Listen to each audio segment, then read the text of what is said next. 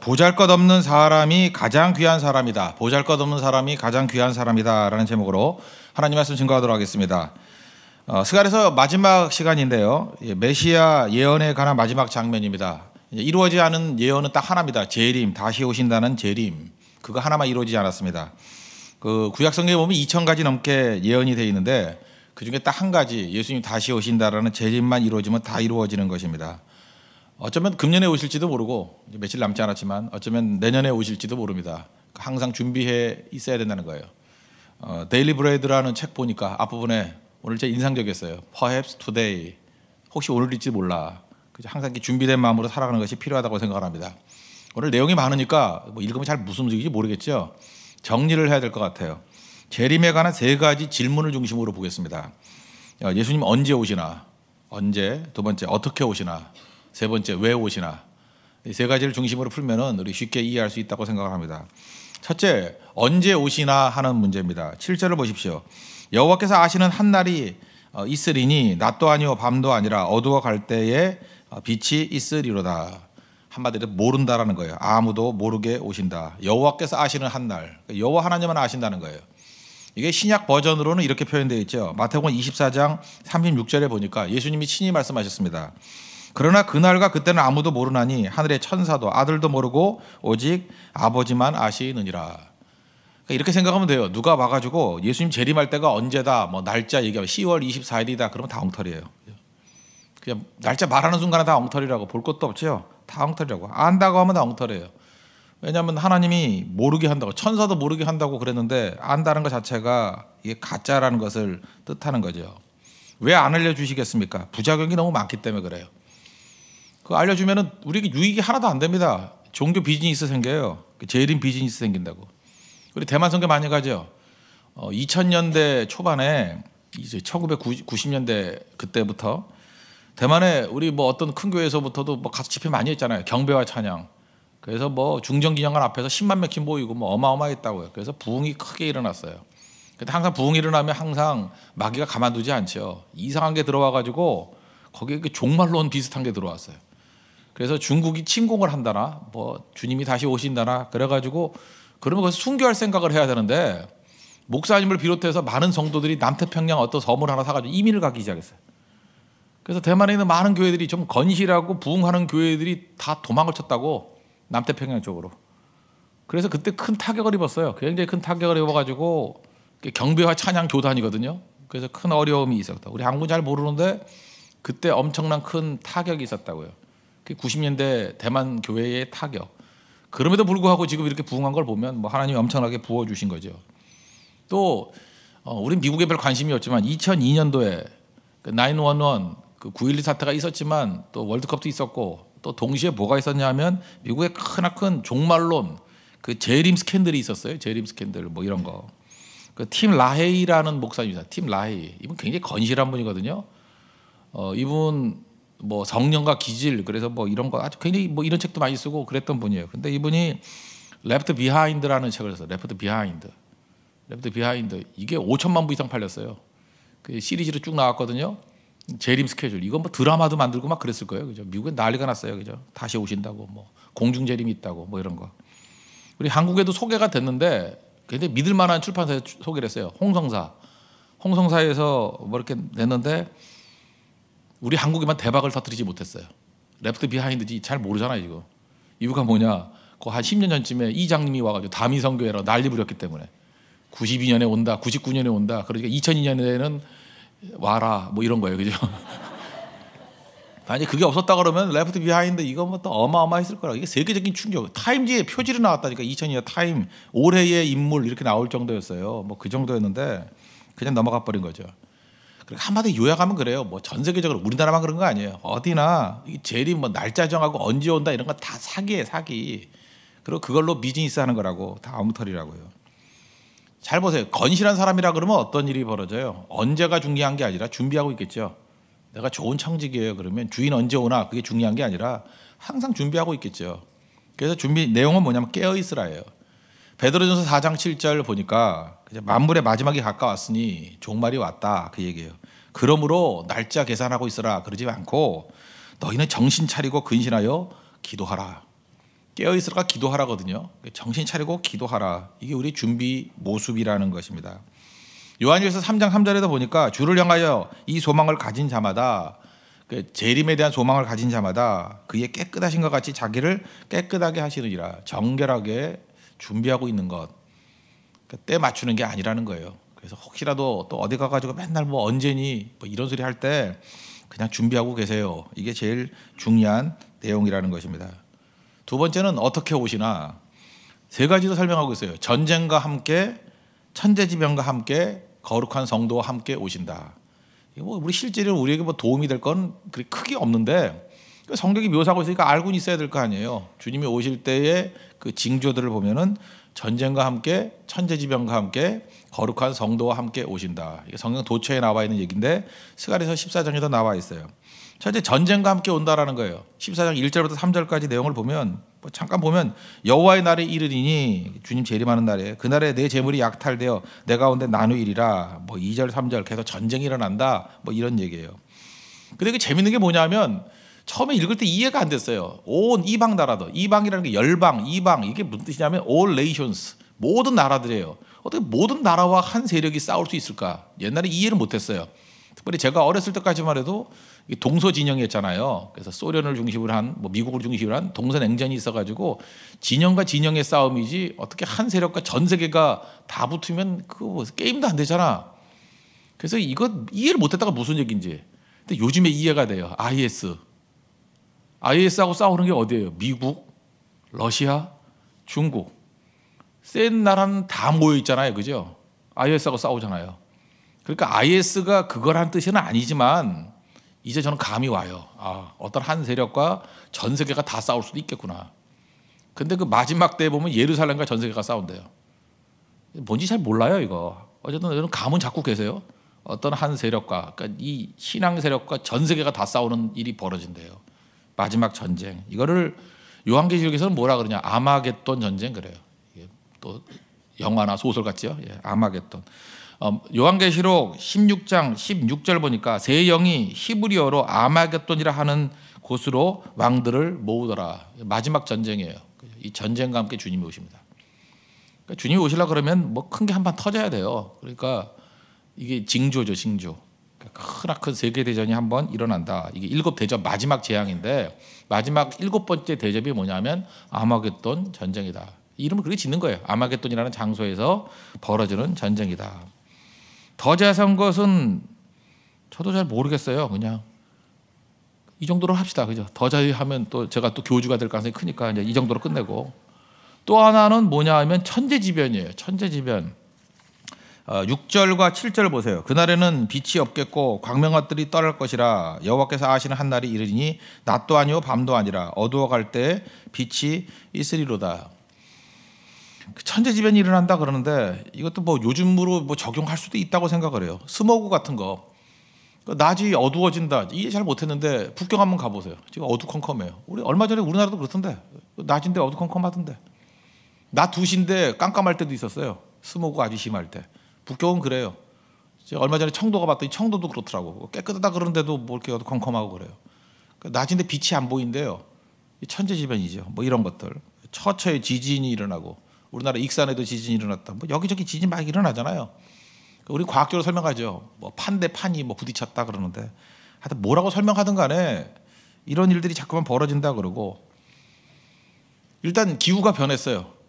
그거 맞죠? 기후가 이렇게 짧은 시간에 변하는 경우가 별로 없다 그러는데, 엘니뇨라고 하죠. 슈퍼 엘니뇨가 왔다고, 변화가 된다고.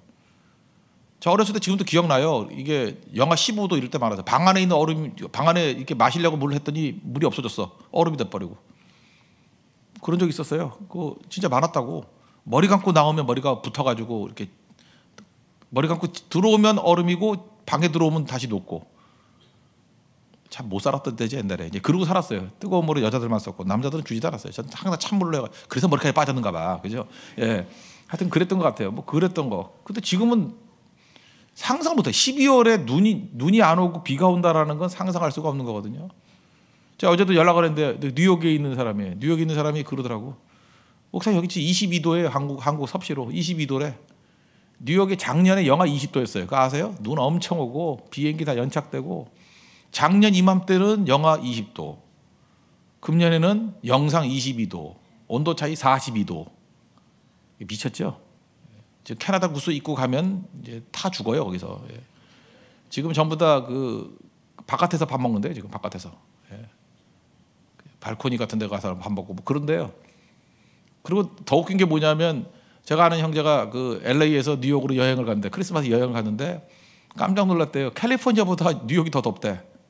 그럴 수가 없거든요. 그렇게 돼 버렸대요. 다 이게 문제되거든요. 런던에 지금 뭐 폭우가 쏟아지고 모스크바 그 광장에 스케이트장이 있었는데 폐쇄했다면서 스케이트장에 수영장이 돼 버렸대요. 물만 가득 차가지고. 이런 일들이 뭐 이거 여러 가지 벌어지는 거죠. 어쨌든 마지막 때가 될 때 천재지변이 일어나는데 이거 비슷한 것들이 최근에 이게 집중적으로 다 일어나는 것 같아요. 어쨌든 간에 뭐 준비하는 거죠. 준비 뭐 이 정도. 그다음에 이제 우리에게 도움이 되는 건 마지막 세 번째인 것 같은데 거룩한 성도와 함께 오신다는 거예요. 5절 하반절을 보십시오. 나의 하나님 여호와께서 임하실 것이요 모든 거룩한 자들이 주와 함께 하리라. 주님이 오실 때 예수님만 오시는 거 아닙니다. 그동안 우리 성도들과 함께 오신다는 거예요. 데살로니가전서 4장 16절 17절 보니까 주의 호령과 천사장의 소리와 하나님의 나팔 소리로 친히 하늘로부터 강림하시리니 예수님 오신다는 거예요.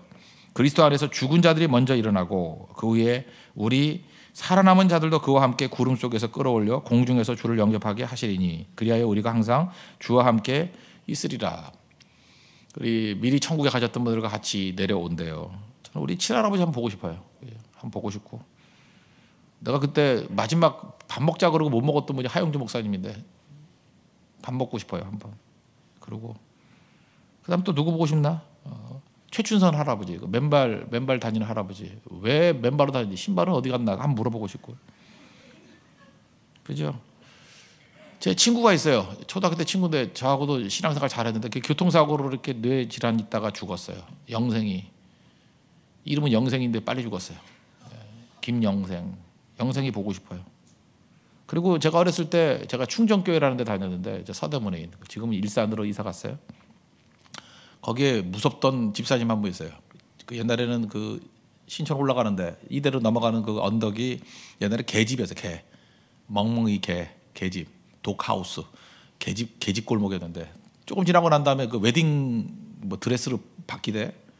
근데 그때 그 개집하던 그 집사님 보고 싶어요. 굉장히 무서웠는데 저 되게 사랑해줬어요. 그분 보고 싶고 다 천국 가셨는데 다 같이 내려오신대요. 그러니까 여러분들 뭐 미리 가신 여러분 아버지, 어머니, 할머니, 할아버지 또 우리 믿음의 동역자들 다 같이 오신대요. 빨리 왔으면 좋겠죠. 예. 주님과 함께 만나는 날이 있다는 것입니다. 끝나는 게 아니에요. 다시 만난다고요. 우리 그 Thank you for giving to the Lord 그 노래 불러봤잖아요. 거기 내용도 그렇죠. 내가 주일학교 때 가르쳤던 학생을 또 만나고 내가 얼굴도 보지 못했던 성경을 헌금했던 외국의 사람들이 만나서 고맙다 그러고 당신 때문에 그게 천국이에요. 그런 일들이 한두 번이 아니라 계속해서. 그러니까 천국에서 신날라 그러면 이 땅에서 여러분 일 많이 해야 돼요. 일 많이 하고 전도해야 되고 그죠? 헌신해야 되고. 이번 대만 선교 가서도 여러분들이 무슨 전도하고 공연하고 했던 것들 천국 가면 만날 거라고. 아 그때 당신이 와가지고 내가 한복 입고 춤추던 거 봤다고. 태권도 하는 거 봤다고. 송판 그 깰라 그러다가 헛바지를 하는 거 봤다고. 그게 하도 웃겨가지고 예수 믿게 됐다고. 이러면서 그죠? 천국에서 얘기할 날이 있을 거라고요. 그게 천국이에요. 그래서 어떻게 오시나 오늘 성경이 묘사한 그대로예요. 전쟁과 함께 또 천재지변과 함께 기상기변과 함께 또 주의 거룩한 성도들과 함께 오신다. 그 다음에 마지막은 왜 오시나죠. 왜 오시나. 왜 오시나 9절이 하이라이트입니다. 9절. 여호와께서 천하의 왕이 되시리니 그날에는 여호와께서 홀로 한 분이실 것이요 그의 이름이 홀로 하나이실 것이라. 창세기로 갑시다. 에덴 동산에서 하나님이 왕이셨어요. 근데 인간의 반역으로 말미암아 하나님의 왕됨을 거절하고. 사무엘상 8장 같은 데가 되게 중요한 거라고요. 이스라엘 백성들이 왕을 요구할 때 하나님이 굉장히 섭섭해하셨죠. 하나님이 왕인데 왜 인간 왕을 구하려고 그러느냐. 이게 중요한 주제예요. 우리의 왕은 하나님 한 분이셔요. 왕됨. 근데 그거를 거절하고 인간적인 세상적인 방법을 가지고 스스로가 왕이 되려고 하는 것들. 그게 반역이거든요. 그러면 이 땅에서 이제 적용입니다. 이 땅에서 하나님의 왕 되심을 확인하는 방법이 뭐예요? 그게 예배라고요. 예배. 세상에 두 종류의 사람이 있습니다. 예배하는 자와 주님을 거절하는 사람. 예배가 뭐예요? 예수 우리 왕이요. 그걸 고백하는 거예요. 우리 삶의 주인이 예수님이십니다. 우리 삶의 왕이 하나님이십니다. 그걸 고백하는 게 예배라고요. 그래서 우리 많은 사람들이 이제 기본적으로 예배를 싫어합니다. 왜? 예배는 기분 나쁘거든요. 내가 왕됨을 거절하는 거니까. 진짜 영이 함께하는 예배, 진리가 함께하는 예배는 우리는 다 죽고 하나님이 왕이십니다를 선언하는 거예요. 그것이 진정으로 이루어지게 될 때 천국이 임하는 거예요. 회개하라 천국이 가까웠다. 내용이 뭐예요? 천국이 뭐예요? 예수님 왕임을 인정하는 거예요. 그게 천국이라고. 그래서 이 땅에서 미리 천국, 미리 예수님 맛보를 수 있는 방법 첫 번째는 예배다. 예배는 왕 되심을 고백하는 거. 그래서 여러분 예배를 잘 드린다는 게 뭡니까? 그러면 예수님 왕임을 고백하는 거예요. 예수님 왕임을 인정하는 거. 그게 예배의 핵심이에요. 또 한 가지를 얘기를 하는데 우리 작은 묵시록이라고 말하는 게 마태복음 24장, 25장이에요. 마태복음 24장에 보면은 뭐 말세의 특징들이 쭉 나옵니다. 뭐 거짓 선지자들이 나오고 뭐 처처의 기근과 전쟁의 소문이 들리고 뭐 만천하에 복음이 전파되고 뭐 이런 얘기도 쭉 나와요. 그런데 25장에 가가지고 31절부터 마지막까지 그 긴 얘기가 나와요. 긴 얘기가 뭐냐 하면은 거기 보니까 보잘것없는 사람들이 나와요. 보잘것없는 사람들. 그 보잘것없는 사람들의 스토리 내용이 뭐냐 하면 그 6가지 보잘것없는 사람들을 내견하거든요. 배고픈 사람, 줄인 사람, 의식주예요. 배고픈 사람, 목마른 사람, 순서대로 하면 나그네. 그 다음에 그 살집이 없는 사람이 있죠. 뭐 주거지가 없는 사람. 그 다음에 정말 힘든 사람이 누구죠? 병든 사람, 감옥에 있는 사람. 그러니까 이렇게 나누면 돼요. 의식주에 문제가 있는 사람들. 그죠? 먹을 거 없는 사람, 마실 거 없는 사람, 살 곳이 없는 사람. 이걸 종합으로 합치면 나그네예요. 네 사람을 묘사하고 또 인생에서 최고로 어려운 사람이 누구예요? 병들었을 때, 감옥에 있을 때. 이게 뭐예요? 보잘것없는 사람들이라고. 이 사람들을 돌본 사람들이 있었어요. 그때 예수님이 뭐라 그래요? 니네가 나를 돌봤다. 그러니까 재림 대신 예수님 만나기 이전에 이 땅에서 예수님 미리 만날 수 있어요. 어떤 형태로 나타나요? 보잘것없는 사람의 모습으로 예수님이 오신다는 거예요. 이 엘라키스토스라는 단어거든요. 엘라키스토스라는 단어는 그냥 작다는 뜻이에요. 보잘것없다. 우리 성경에는 뭐라 그러죠? 지극히 작은 소자, 지극히 작은 자 이렇게 표현했죠. 엘라키스토스. 크기가 작다 이런 뜻도 있고 양이 작다, 중요도가 작다, 지위가 작다, 권리가 작다. 그 제일 가까운 말은 보잘것없는 사람이에요. 보잘것없는 사람이 곧 예수님이다. 이게 종말론이에요.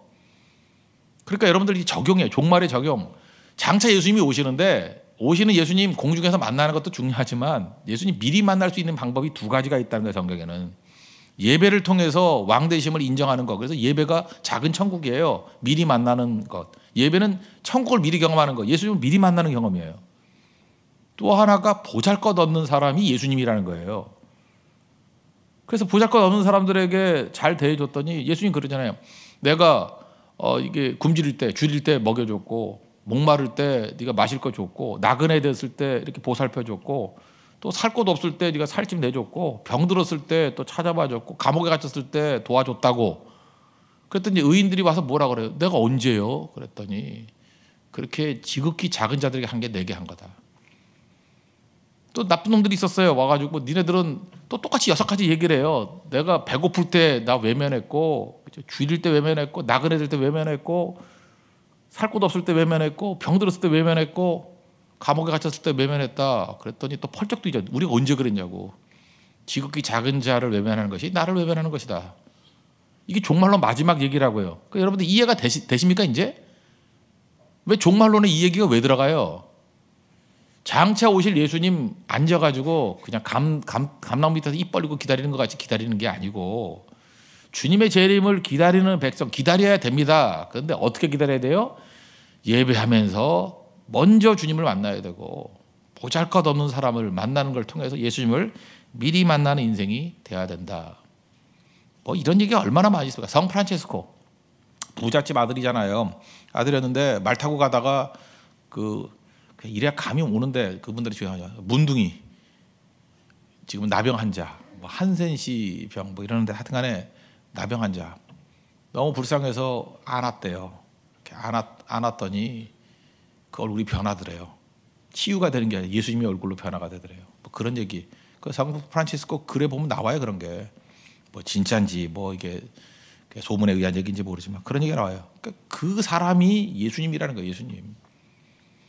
그 로마 군명 가운데 마틴이라는 사람이 있어요. 마틴이라는 사람이 있었는데 어떤 이제 거린이 있었어요. 그 외투 벗어주는 얘가 비슷해요. 너무 추우니까 옛날에는 옷이 멋있고 안 멋있고의 문제가 아니라 추웠어요. 그냥 헐벗었다 그러죠. 입을 옷이 없었다고. 자기 로마 군으로서의 외투가 있었는데 가죽 외투가 있었는데 너무 추워하니까 벗어줘도 좋은데 이 사람도 좀 반쯤 준종했던 것 같아요. 나도 입어야지 하면서 옷을 찢었어요. 반을 찢어가지고 반은 거지 덮어주고 반은 자기가 입고 왔어요. 그리고 그날 밤에 꿈을 꿨대요. 꿈을 꿨는데 예수님이 나타나신 거예요. 천사들과 함께 대화를 나누는 거예요. 근데 예수님이 그 찢어진 외투를 입고 있네요. 천사가 물었다는 거예요. 그죠? 왜 예수님 거지같이 그런 거 입고 있어야 그랬더니 마틴이 나한테 준 거야. 꿈에서. 마틴이 회심했던 얘기예요. 마틴이라는 군병이. 아, 내가 그 거린에게 해준 것이 거린이 아니었고 예수님이었구나. 뭐 이런 스토리가 무지무지하게 많이 있거든요. 지금도 작은 예수님 맨날 만날 수 있습니다. 보잘것없는 사람. 생각해보세요. 영향력 있고 출세에 도움이 되는 사람 만나는 건 기분 좋은 일이에요. 만나서 유익이 있으니까. 여러분 지금 우리 태도가 바뀌어야 된다는 거예요. 우리가 어떤 사람 만날 때 시간을 낼 때 내게 유익이 있는지 없는지 그걸 가지고 만나잖아요. 도움이 되는 사람, 유익이 되는 사람, 출세에 디딤이 되는 사람. 그게 중요한 게 아니고 진짜 중요한 사람은 보잘것없는 사람이에요. 6가지. 배고픈 사람, 목마른 사람, 나그네, 살 곳이 없는 사람, 병든 사람, 감옥에 갇힌 사람. 그 사람이 예수님이라는 거예요. 종말은 그렇게 사는 거라는 거예요. 그래서 보잘것없는 사람이 중요하다. 또 하나 예배가 중요하다. 그래서 굳이 3가지로 종말을 사는 사람들이 준비해야 될 건 뭐냐 하면 주님 오실 것을 기다려야 돼요. 아멘 주 예수의 오시옵소서 마라나타 하고 기다리는 거. 또 하나는 생명 걸고 예배 드리는 거. 또 하나는 보잘것없는 사람을 예수님이라고 여기면서 섬기는 거. 그게 마지막 때를 사는 사람들의 모습이라는 것입니다. 그럼 교회가 할 일은 뭐예요? 교회는 예배입니다. 예배에 생명을 걸어야 되고요. 그 다음에 보잘것없는 사람들을 향해서 나아가야 돼요. 죽어가는 영혼들을 위해서 나아가는 거예요. 그게 교회가 할 사명이에요. 그게 하나님 나라 확장입니다. 그렇게 사는 하나님의 거룩한 백성 되기를 바랍니다. 그때 주님이 우리를 향해서 착하고 충성된 종아, 그죠? 인정하실 거예요. 그 바로 앞 얘기가 뭐예요? 그게 달란트 비유예요. 이 마지막 얘기를 믿고 맡긴 자들, 우리에게 달란트, 5달란트, 2달란트 맡겼거든요. 충성을 다하는 거예요. 충성을. 그게 성도의 삶입니다. 그래서 종말론을 믿는 사람들은 대충 놀면서 사는 게 아니고 마지막을 바라보고 죽도록 충성하는 거예요. 그게 성도의 삶이라는 거. 우리 마태복음 24장과 25장의 그 종말론의 내용들을 정확히 이해하고 우리 근신하여 깨어서 준비하는 하나님의 거룩한 종 되기를 축원합니다. 모두 자리에서 일어나겠습니다. 180장 찬양하겠습니다. 하나님의 나팔 소리. 다 같이 공동체 기도 드리도록 하겠습니다. 기도하겠습니다. 주의 모든 약속은 반드시 이루어집니다. 오신다고 하는 예수님이 다시 오실 것입니다. 주님 다시 오실 날을 알 수 없으나 깨어 준비하게 하소서. 주님은 전쟁과 함께 천재지변과 함께 거룩한 성도와 함께 오십니다. 징조를 보고 더 철저히 준비케 하소서. 에덴 동산 이후 인간은 하나님의 왕 되심을 거부했습니다. 예배는 하나님의 왕 되심을 이 땅에서 인정하는 것입니다. 미리 예수님을 만나는 길은 예배에 있습니다. 목숨 걸고 예배드리게 하소서. 미리 예수님 만나는 길은 보잘것없는 사람을 만나는 것입니다. 일상의 작은 예수님을 통해서 주님과 교제케 하소서. 예수님의 이름으로 기도합니다. 아멘. 하나님의 나팔 소리.